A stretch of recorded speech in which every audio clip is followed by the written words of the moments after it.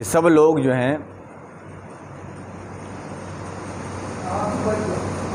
राम जी के वनवास जाने पर सब दुखी हैं। जगत के चराचर जीव दुखी हैं। अयोध्या के रहने वाले सब लोग दुखी हैं। आपने कल श्रवण किया, श्री राम जी विश्राम कर रहे हैं, सीता मैया विश्राम कर रही हैं और उनके साथ में आने वाले सुमंत जी भी विश्राम कर रहे हैं। विश्राम करते हुए राम के चरणों के पास लक्ष्मण जी पहुंचे, उनके चरणों का बंदन किया, चरणों को दबाया। प्रभु राम को नींद आ गई, स्वयं वीर आसन में बैठ करके पहरा देने लगे। उनके परम मित्र, राम जी के परम मित्र निषाद राज जी महाराज जो हैं, वो भी अपने सैनिकों को जहां तहां लगा के सुरक्षा में खड़ा कर दिया और स्वयं भी पहरा देने लगे। पहरा देखते वक्त निषाद राज जी लक्ष्मण कुमार के पास पहुंचे और सारी घटना पूछने लगे। लक्ष्मण कुमार ने सब कुछ उपदेश कर रहे हैं और कहते हैं, हे भैया निषाद राज, देखो राम जी को वनवास देने में कैकेयी का लेस मात्र भी हाथ नहीं है। वनवास यानी सुख और दुख प्राप्त करना अपने ही कर्म पर डिपेंड होता है। अपने कर्म जैसे हमारे कर्म होते हैं, सुख दुख भी वैसे ही प्राप्त होते हैं। सारी रात राम के बारे में ही निषाद राज और लक्ष्मण कुमार जी बातें करते रहे। और लक्ष्मण कुमार जी कहते हैं, होई विवेक मोह भ्राम भागा, तब रघुनाथ चरण अनुराग।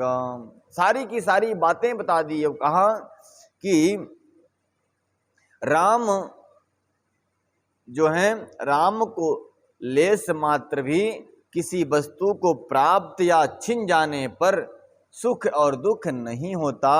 राम परमात्मा है, ब्रह्म है, सनातन है, जिनके नाम के स्मरण मात्र से जीव के कर्म बंधन कट जाते हैं और 84 लाख योनियों का जो द्वेष है कट जाता है और परम पद को प्राप्त कर लेते हैं। क्या उन राम को कोई सुख दुख हो सकता है?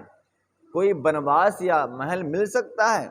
नहीं मिल सकता। कहते हैं प्रभु, ऐसे प्रभु राम के चरणों में वही लोग जो है प्यार कर सकते हैं, प्रेम कर सकते हैं, अनुराग कर सकते हैं, जिनका मोह भ्रम मिट गया हो, जो माया मोह से परे हो चुके हो और जिनका हृदय पवित्र हो गया हो, जो सत्संग के विवेक को प्राप्त कर लिया हो, ऐसा व्यक्ति ही प्रभु की माया, प्रभु के चरणों में अनुराग कर सकता है। एक कुदर बंद कर दीजिए। होई विवेक मोह भ्रम भागा, तब रघुनाथ चरण अनुराग। होई विवेक, होई विवेक मोह भ्रम भागा। कहते हैं जब विवेक होता है, जब ज्ञान होता है, तो मोह का भ्रम भाग जाता है और तभी रघुनाथ चरण अनुरागा, तभी रघुनाथ जी के चरणों में अनुराग या प्रेम होता है।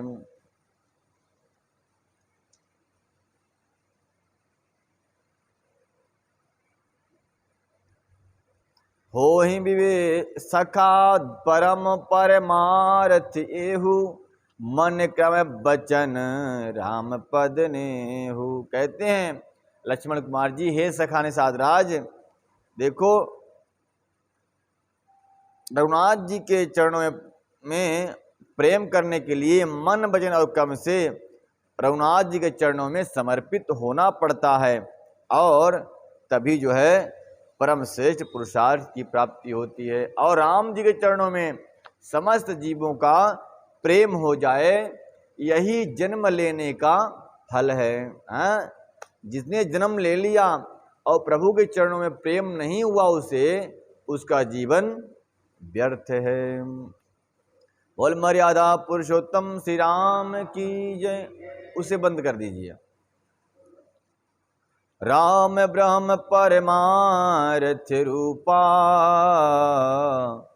अविगत गखल अनादि अनुपाराम ब्रह्म परमारथ रूपा।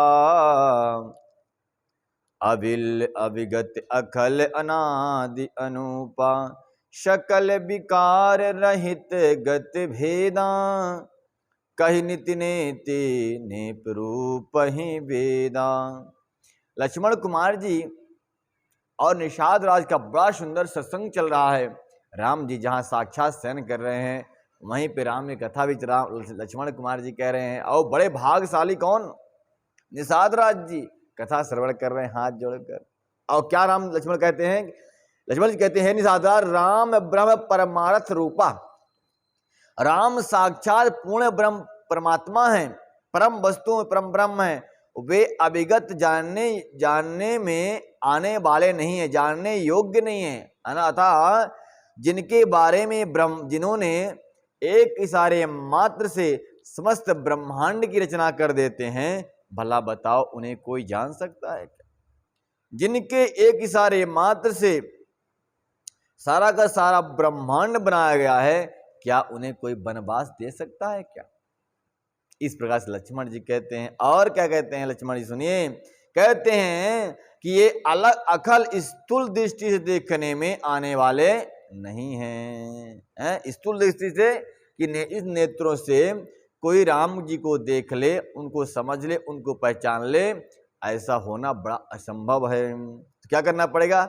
बताना आगे बताया है, हो ही विवेक मोह भ्रम भाग। जब तक उसके मन में भ्रम रहेगा तब तक रघुनाथ जी के चरणों में अनुराग नहीं होगा। और रघुनाथ जी के चरणों में अनुराग नहीं होगा तो राम को पहचान नहीं सकता, जान नहीं सकता।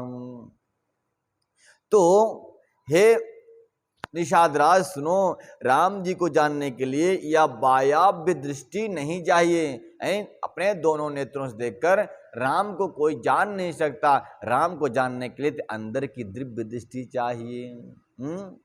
अब कुछ मूर्ख लोग कहते हैं ना कि राम भगवान है तो वनवास क्यों हुआ, ऐसा।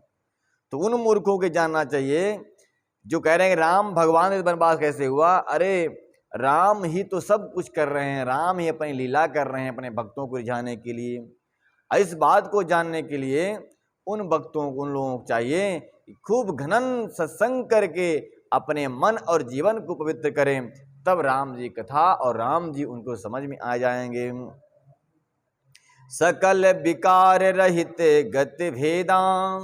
राम जी समस्त विकारों से रहित हैं और उनमें गत भेद मत भेद नहीं है। उपमा इत्यादि उनके लिए कोई भी नहीं है, उनसे कोई उपमा नहीं दे सकता।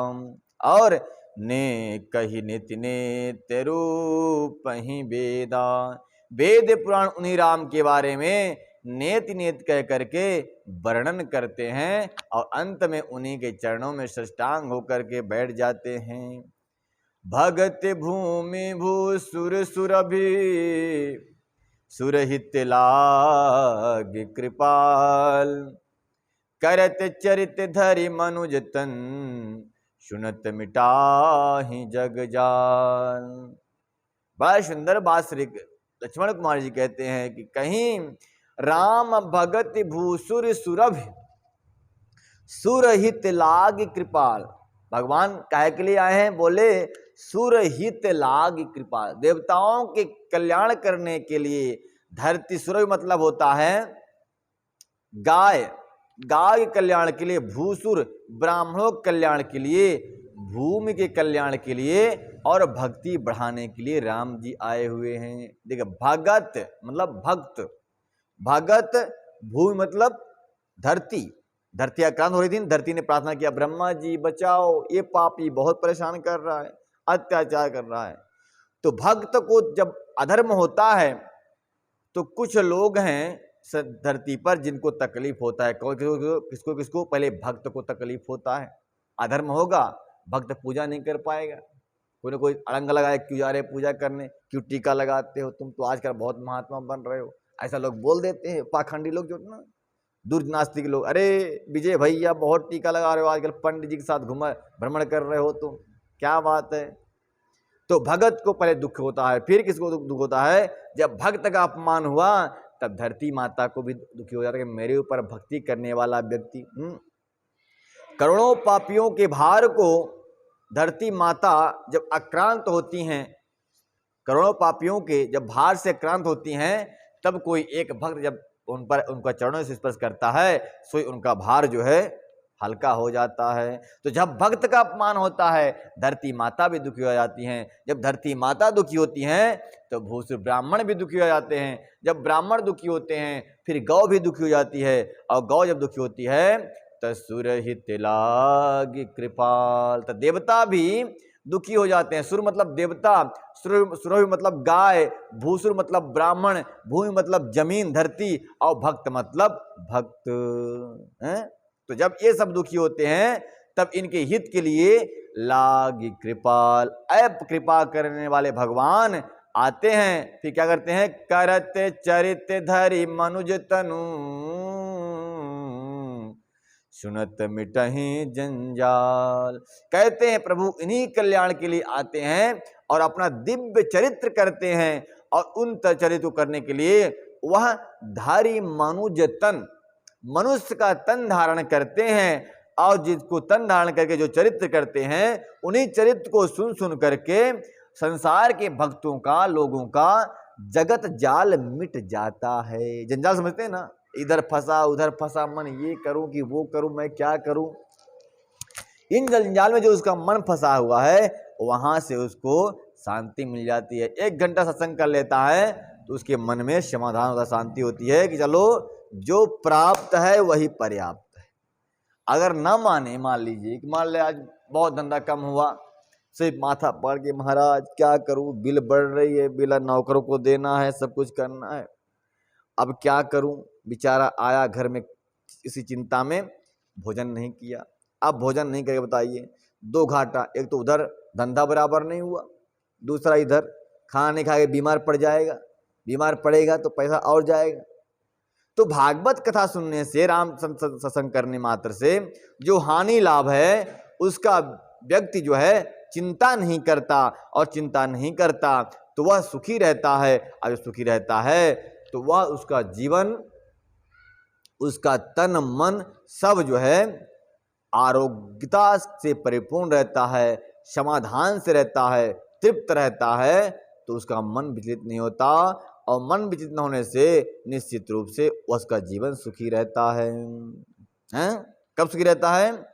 दुखी तब होता है जब संसार के उलझनों में फंसा रहता है, और सुखी तब होता है जब भागवत या राम कथा सुन करके वह समाधान को प्राप्त कर लेता है। बोल मर्यादा पुरुषोत्तम श्री राम की। ये बात कौन करे? ये बात मैं नहीं कह रहा, ये मत सोचिएगा, ये बात लक्ष्मण कुमार जी कह रहे हैं, क्योंकि जानते हैं लक्ष्मण कुमार जी इस बात को, तभी तो अपने राज्य का जंजाल छोड़ करके राम जी के पीछे चले आए। देखिए, जो राम जी के पीछे चलता है ना, उसी का नाम होता है, और जो धन के पीछे चलता है उसका नाम नहीं होता, उसका बदनाम होता है। क्योंकि धन के लोभ और लालच में वह व्यक्ति यानी कौन कौन सा पाप कर बैठता है, भाई को मार देता है, बेटा को मार देता है, पत्नी को मार देता है, आस पड़ोसियों को मार, सब हरण कर लेता है, फिर अंत में जेल की रोटी खाता है। तो क्या पाया उसने? अपयश पाया कि नहीं पाया? नाम कमाया क्या? बदनाम हो गया। नाम तो उसी ने कमाया है जिसने राम को हो गया, जिसने राम को अपना लिया, राम का हो गया, वही नाम पाया है। हनुमान जी महाराज राम को अपनाए तो क्या हुआ? बोले भक्ति में डूब गए। और जब भक्ति में डूबे क्या हुआ? बोले भक्ति में डूबे हनुमान नजर आए। बाकी तो कोई नजर आया ही नहीं, बहुत सारे बानर थे वहां पर, कोई दिखा आपको? नहीं दिखा, किसी का मंदिर नहीं दिखा, पर हनुमान जी का मंदिर दिखता है। क्यों? क्योंकि भगवान के चरणों की सेवा करके उन्होंने नाम कमा लिया है। और फिर चाहे कीट हो, पतंग हो, चाहे गिलहरी हो, चाहे जो भी हो, राम के कार्य को किया है, राम के चरणों को अपने हृदय में धारण किया है, तो जीवन में एक अकेला बिरला अपना नाम कमाया है। जिसने राम को नहीं माना, राम को नहीं जाना, वो जीवन में कुछ नहीं बना, गली का कुत्ता बना हुआ बेचारा। फिर चाहे स्त्री हो चाहे पुरुष हो, जिसने राम को अपना लिया सब कुछ पा गया, वो उसके लिए कुछ भी कमी नहीं रहती। बोल मर्यादा पुरुषोत्तम श्री राम की जय। सीताराम भगवान की जय। मास परायण 15वां विश्राम सखा। अब जो है निषाद राज बड़े प्रसन्न हुए, बोले लक्ष्मण कुमार जी ऐसी बात है क्या? बोले हाँ भैया। बोले वैसे तो मैं राम का भक्त हूँ, ऐसी बात नहीं है, परंतु आपके कहने से जो माया मोह मुझे घेरी हुई थी उसका भी पर्दा फट गया, अभी और भक्ति दृढ़ हो गई, स्ट्रोंग हो गई। अब तो हर मिनट मैं एक माला लूंगा तुलसी का और राम राम कहता रहूंगा, काम भी करता रहूंगा और राम राम भी कहता रहूंगा। काम करते रहो, राम कहते रहो, तेरा जीवन खुशी से गुजर जाएगा। तो हे भैया लक्ष्मण जी, अब मैं राम का नाम जपा करूंगा। सीताराम सीताराम सीता राम सीताराम सीताराम सीताराम सीताराम सीताराम सीताराम सीताराम सीताराम सीताराम सीताराम सीताराम सीताराम सीताराम सीताराम सीताराम सीताराम। इस प्रकार से निषाद राज ने भगवान के स्मरण किया नाम का। लक्ष्मण जी कहते हैं सखा समुझ असे परिहरि मोहू, सखा समुझ असे परिहरि मोहू, सिय रघुबीर चरण रत होहू, सिय रघुबीर चरण रत होहू, कहत राम गुण भाभिनुसारा, कहत राम गुण भाभिनुसारा, जागे जग मंगल सुखदारा, जागे जग मंगल सुखदारा। लक्ष्मण कुमार जी ने और निषाद राज जी ने पूरी रात सत्संग किया, रात यूं ही बीत गई सत्संग में। और सच में सत्संग की महिमा ऐसी अत्यंत अद्भुत है, इतना अत्यंत प्रेम से युक्त है कि सारी रात सत्संग करते रहो ना, टाइम व्यतीत समय नहीं चलता, समय का पता नहीं चलता वो कब बीत गया। वैसे भी तो हम 1 घंटा करते हैं ना, लेकिन पता नहीं चलता कि वो 10 कब बज जाते हैं। सत्संग में जो आनंद है, जो रस है, जो सुख है, और स्वर्ग के संपदा इंद्र के सिंहासन में बैठने के बाद भी वो सुख नहीं मिलता है। अब देखा होगा आपने कि बहुत सारे लोग ऐसे होते हैं जिनको डल्लभ के गद्दे पर सोने के बाद भी नींद नहीं आती, वो आकर सत्संग ऐसे सोते हैं मानो लगता है कि सिंहासन में बैठ के सो रहे हैं। बैठे बैठे सो जाते हैं, गिरते हैं, फिर भी नींद नहीं छूटती, उनके पीछा नहीं छोड़ती है, और घर में जाकर जागते रहते हैं। तो ये सुख मिलता है तभी तो नहीं आती है ना। जब मन में दुख होगा, चिंता होगी, व्यथित होगा मन, तो नींद कैसी आएगी? नींद तब आती है जब व्यक्ति चिंता से रहित होता है, और यही प्रमाण है कि कथा आनंद और सुख प्रदान करने वाली होती है। बोल मर्यादा पुरुषोत्तम श्री राम की। तो लक्ष्मण कुमार जी कहते हैं हे सखा निषाद राज सुनो, सखा समुझ अस परिहर मोहू, हे सखा ऐसा समझ मोह के त्याग कर श्री रामचंद्र जी के चरणों में प्रेम करो। इस प्रकार से श्री रामचंद्र जी के गुण कहते कहते सवेरा हो गया है। राम जी के बारे में इतना वर्णन किया लक्ष्मण कुमार जी, सारी रात वर्णन कर दिया और सवेरा हो गया, ब्रह्म मुहूर्त हो गया। ब्रह्म मुहूर्त में क्या हुआ? बोले करत चरित धर मनु, अरे कहत राम गुण भाभिनुसारा। भिनुसार मतलब होता है ब्रह्म मुहूर्त। बोलते हैं लोग कि भिनसार हो गया दादू, उठो दादू, गांव की बात है, गांव की भाषा में बोलते हैं भिनसार हो गया, तू नहीं उठे अब तक। भिनसार मतलब ब्रह्म मुहूर्त हो गया। जागे जग मंगल सुखदारा, जग को सुख देने वाले मंगल, दारा मतलब होता है पत्नी, सीता जी की संबोधित है दारा, मतलब सुख देने वाला, जगत को सुख देने वाला सीताराम जी जग उठे और क्या किया? सकल शौच कर राम नहावा, पूर्ण पवित्र होने के लिए राम ने स्नान ध्यान किया और क्या किया? सुचि सुजान बट क्षीर मगावा। क्षीर मतलब क्या होता है? दूध। क्या होता है? दूध। तो बलराम ने पवित्र होकर के स्नान किया और स्नान करने के बाद लक्ष्मण कुमार से कहा अनुज सहित सिर जटा बनाए देख सुमंत नयन जल छाए। राम जी ने कहा है लक्ष्मण कुमार स्नान कर ले जाओ, बट वृक्ष का दूध लेकर के आ जाओ। सुचि Sujan but Kshir Magawa. But मतलब होता है बट वृक्ष, यानी कि बरगद, जिसको आप पूजा करते हैं। अभी बट सावित्री के दिन पूजा हुई ना, कल परसों करते हैं लोग। अभी और आने वाली है 3 तारीख को, 3 जून को आने वाली है, जो मराठी लोग जिसमें करेंगे पूजा। तो बट वृक्ष के दूध को मंगाया राम ने और अपने जटाओं में धारण कर लिया, लगा दिया, जैसे तेल लगाते हैं बालों में आप लोग ना। राम जी ने वनवास के समय सुमंत्र जी के सामने ही उन्होंने जटाओं में क्षीर लगा लिया बरगद का और जटाएं बांध ली।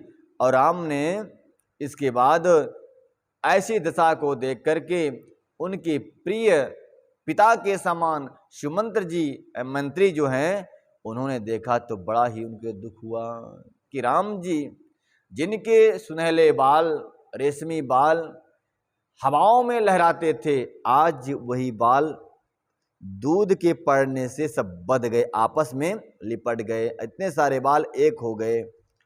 इस दृश्य को देख करके उनके हृदय में बड़ा ही जलन हुआ, बड़ी दुख हुई, बहुत दुखी हुए वो, और मन ही मन पश्चाताप की अग्नि में जलने लगे।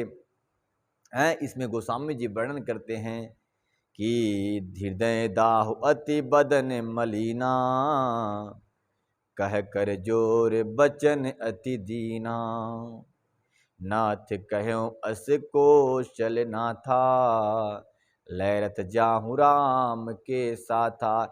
अब सुमंत्र जी जान गए कि हमारा राम का जानकी जी के साथ लक्ष्मण जी का यहीं तक था, अब हमको राम जी यहाँ से विदा कर देंगे, क्योंकि यहाँ से वह वन के लिए प्रस्थान कर जाएंगे। अयोध्या की सीमा जो है यहाँ समाप्त हो जाएगी, अब यहाँ से अज्ञातवास करने वाले हैं। राम जी की असंदेह करते हुए और उनके स्वरूप को देखते हुए कि जो सुकोमल स्तन जो है हमेशा राजमहल में रहा करता था, अनेक सुख सुविधाएं थी, आज इस वन में जहां इतना टेम्परेचर है गर्मी का, धूप का, इसमें वो कैसे रहेंगे। और तब तो अधिक दुख हुआ सुमंत्र जी को जब उन्होंने बरगद के दूध को मंगा कर जटाओं में लगा लिया, जटाएं चिपक गई आपस में, बड़ा दुख हुआ। अरे अरे अरे मेरे राम हैं, क्या ऐसे रहेंगे? हृदय दाव अति बदन मलिना, हृदय में बड़ी ज्वलन हुई और उनका मुख कमल जो है मलिन हो गया, सुमंत्र जी का मुख उदास हो गया। और कहा कर जोरे बचन अति दीना, हाथों को जोड़ करके वचन प्रार्थना करते हैं, हे रघुनंदन, हे श्री राम, आप एक काम कर लीजिए। बोले क्या? बोले एक हमारी विनती है, वो विनती मेरी नहीं, आपके पिताश्री ने एक विनती किया है कि मेरे पुत्र राम से आते वक्त कह देना। वो क्या विनती है मैं आप सुना जाता हूँ, अगर आप आज्ञा दे तो मैं कह दूँ। राम ने कहा कहिए। सुमंत्र जी आप भी तो पिता के समान है, कह दीजिए। तो कहते हैं नाथ कहूँ अस कौशल नाथा, लय रथ जाहूँ राम के साथा। हे रामचंद्र जी, आपके पिताजी ने कहा था कि रामचंद्र जी को रथ में बिठा के ले जाओ, सीता लक्ष्मण को रथ में बिठा के ले जाओ, लेकिन वन में छोड़ना नहीं उनको, वन में 2-4 दिन भ्रमण करा के वापस लेके आ जाना, ऐसा आपके पिता ने आज्ञा दी थी। और क्या कहा था? कहा था कि बन दिखाए सुरसर नाबाई, आनु फेरी बेगी दो भाई, लखन राम सिय आने हूँ फेरी, संशय सकल सकोच निबेरी। कहते हैं सुमंत्र जी कि आपके पिताजी ने कहा था हे रघुनंदन कि वन में दिखा करके इनको सरिता में नहला कर गंगा जी का स्नान करा करके इनको फिर वापस लेके आ जाना। किसको? बोले राम लखन सीता को लेके आ जाना। और इसमें लेके आ जाओगे तो हमारा संकोच सब संकोच को दूर करके लक्ष्मण राम सीता जी को फिर लेके आया ना। संकोच नहीं करना, राम लक्ष्मण से ये बातें मेरी कह देना। निप असि कहूं गुसाई जस, कहाऊं करो बल सोई, करी बिनती पया निपरूं, दीन बाल जम रोय। कहते हैं इस प्रकार से महाराज ने ऐसा कहा था। अब प्रभु, हे प्रभु, जैसा उन्होंने कहा था मैं वही करूं, मैं आपकी बलिहारी जाता हूं। सुमंत जी कहते हैं राम जी, उनको आपके पिता को जिस प्रकार से सुख प्राप्त हो आप वही काम करिए, मैं आपके चरणों में बार बार प्रणाम करता हूँ। चरण पकड़ के मानो सुमंत जी मनाते हैं कि चलो आप वापस लौट चलो। हे रामचंद्र जी, आपके बिना सारी की सारी अयोध्या सूनी सूनी और अनाथ सी लगेगी। इस प्रकार विनती करके वे श्री रामचंद्र के चरणों में गिर पड़े और उन्होंने बालक की तरह रोने लगे और रो करके राम जी को समझाने लगे। तात कृपा करें की जय सोई, जाते अबध अनाथ न होई, मंत्री राम उठाए प्रबोधा, तात धर्म मतु तुम सब सोधा। मंत्री जी कहते हैं और कहा मंत्री जी ने, हे तात, हे राम जी, कृपा करके वही काम कीजिए, आप वही कार्य कीजिए जिससे अयोध्या अनाथ न हो। जाते अबध अनाथ न होई। हे तात, तात कृपा करे, तात कृपा कर कीजय सोई। हे राम जी, ऐसी कृपा कर दें कि ताकि अब अयोध्या जो है अनाथ ना हो। और इस प्रकार से कह करके उन्होंने चरणों में गिर पड़े। श्री राम जी ने मंत्री को उठाकर अपने हृदय से लगा लिया। मंत्री राम उठाए प्रबोधा। प्रबोधा मतलब होता है हृदय में स्पर्श कराना, हृदय में चिपका लेना। हृदय में चिपका लिया और कहा, तात धर्म तुम सब सक शोधा। आप हे मंत्री जी, आप धर्म को अच्छी तरह जानते हैं, विचार करते हैं, फिर मुझे ऐसी आज्ञा क्यों दे रहे हैं, मुझे ऐसी बात क्यों कह रहे हैं? क्या आपको मालूम नहीं कि मेरा जन्म किस वंश में हुआ है? किस वंश में हुआ है? बोले सूर्य वंश में हुआ। और सिर्फ मेरा ही जन्म नहीं, बोले किसका?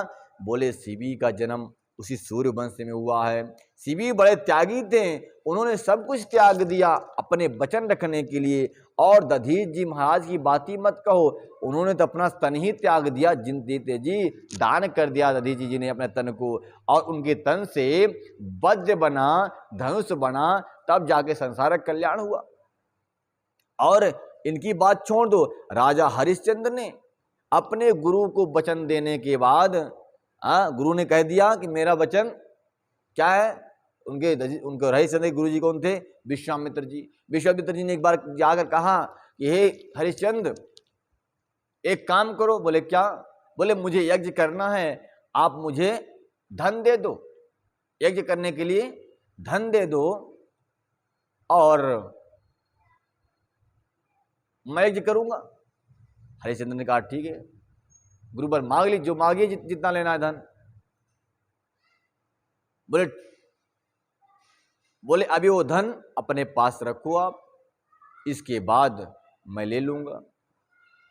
धन रखा रहा। जब कुछ दिन बाद समय आया, किसी और ने उनसे धन मांगा, किसी और ब्राह्मण ने मांग लिया,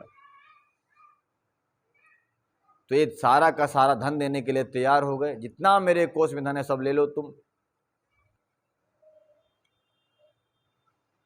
वो लेने लगा जब, तो इन्होंने एक आप गुरु विश्वामित्र जी पहुंचे और कहा उन्होंने कि राजन, तुम मेरा धन क्यों दे रहे हो किसी को? अतः मैं श्राप दे दूंगा, अब तुम राज से वंचित हो जाओगे, अतः राज सारी मुझे दे दो तुम। और इस प्रकार से हरिश्चंद्र ने अपने प्रतिज्ञा के अनुसार राज्य अपने गुरुदेव को दे दिया और स्वयं भी जाकर दास के समान काम करने लगे। तो जहां तुम्हें तो राम जी कहते हैं आपको मालूम नहीं क्या है सुमंत जी, हमारे पूर्वजों ने अत्यंत यश को प्राप्त करने वाला त्याग से युक्त कर्म किया है। क्या मैं उस त्याग से युक्त कर्म नहीं कर पाऊंगा? किस वंश में मेरा जन्म हुआ है, क्या आपको मालूम नहीं है? शिविदधीच हरिचंद नरेशा सहे धर्म हित कोटि कलेसा। धर्म की रक्षा के लिए अनेक प्रकार के कष्टों को सहन कर लेना चाहिए, अतः अपने स्वार्थ सिद्धि के लिए अधर्म नहीं करना चाहिए। ऐसा राम जी कहते हैं। और कहते हैं देखो हमारे वंश में उत्पन्न होने वाले हमारे पूर्वज कितने कितने कष्टों को सहा है धर्म की रक्षा करने के लिए। तो क्या है सुमंत जी, मैं उस धर्म को छोड़ दूं क्या? किसी के मरने के भय से, किसी के प्राण जाने के भय से क्या मैं धर्म को त्याग दूं? नहीं, धर्म को नहीं त्याग सकता। कह रहे हैं इसमें शिवी रंदेव आयुष्मान धर्म के लिए अनेक प्रकार के संकटों का सामना किया और अनेक प्रकार के कष्टों को सहन किया है। धर्म न दूसर सत्य समाना आगम निगम पुराण बखाना। सोई मैं सोई धर्म सुलभ कर पावा तजे त्युपुर अपजसु छावा। कहते वेद शास्त्र और पुराणों ने कहा है कि सत्य के समान कोई धर्म नहीं है और मैंने उस धर्म को सहज ही पा लिया है। इस सत्य रूपी धर्म का त्याग करने से तीनों लोक में अपयश ही प्राप्त होगा, अपयश ही लगेगा, छा जाएगा। इसलिए हे सुमंत जी, मैं उस अपयश को स्वीकार करना नहीं चाहता। संभावित कहूँ अपज सुलाहू मरण कोट सम दारुण दाहू। कहते हैं जिसके जीवन में अपयश प्राप्त हुआ, जिसकी निंदा होने लगी, अपयश होने लगा, मानो वो जिंदा ही मुर्दे के समान है, मरा हुआ के समान है। तुम सनतात बहुत का कहाओ दिए उत्तर फिर पातक लहाओ। कहते हैं राम जी हे सुमंत जी, प्रतिष्ठित पुरुष के लिए अपयश की प्राप्ति करोड़ों मृत्यु के समान भीषण है, भीषण संताप देने वाली है।